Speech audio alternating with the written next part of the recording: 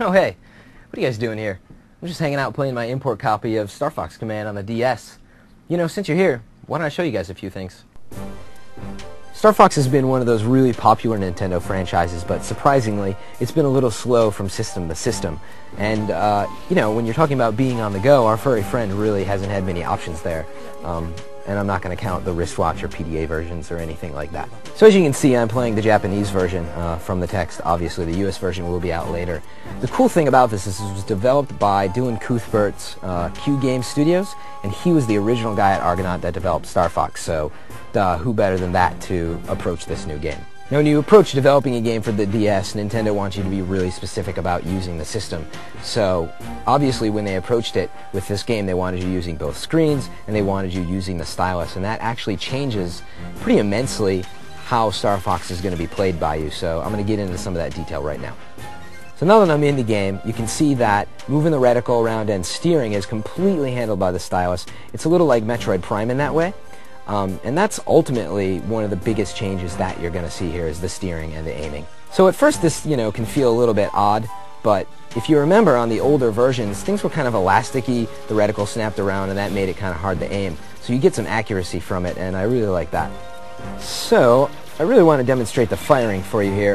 You can use any button on the DS, but chances are you're just going to end up using the left button. I really wouldn't want to be using the D-pad, and that makes it pretty easy. So you really just are using your stylus and one finger to control the game, which is kind of cool. Now, one thing that kind of baffles me is, and I can see because of the way they designed the stylus, that's how they wanted it, but tapping the top of the screen, right, that's how you boost, and you've got your meter up top here. Now, if you tap the bottom of the screen, that's your brake. And I gotta tell you, I think it's just, I don't know, it's a little awkward when you're playing the game because, I don't know, it just doesn't feel quite right to me. They wanted to tie everything into the stylus, and I just think that kind of, it's a little forceful, that's all.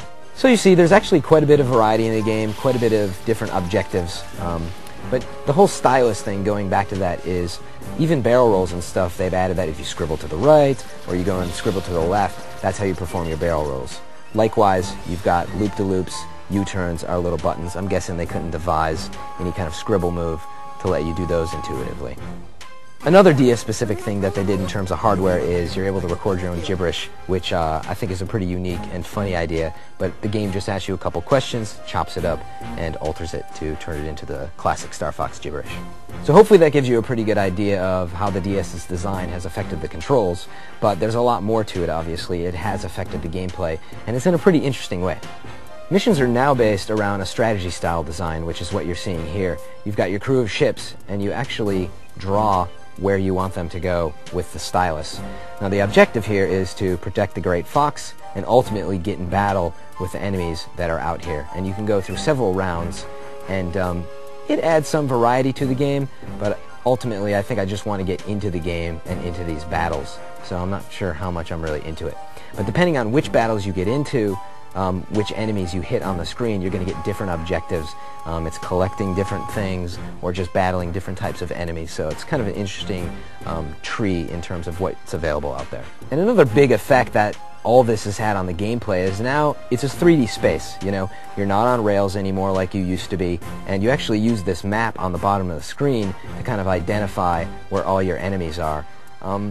I don't know, I think it adds kind of an interesting element to the gameplay that you really haven't seen too much before in Star Fox, but at the same time I really like the focused on-rail shooting that you saw in previous games. So I've got some more to play, but I'm not so sure how I feel about it.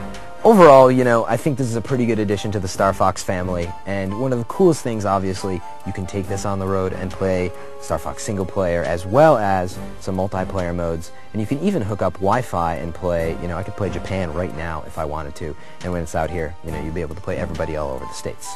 And another great thing, obviously, is you're looking at this right now, this looks pretty good. If you remember the original Star Fox 64, how those looked, this looks pretty good on the DS, and I'm pretty happy with it in those respects. So that's been a look at the Japanese version of Star Fox Command. The US version hits on August 28th, so be sure you guys keep an eye out for it.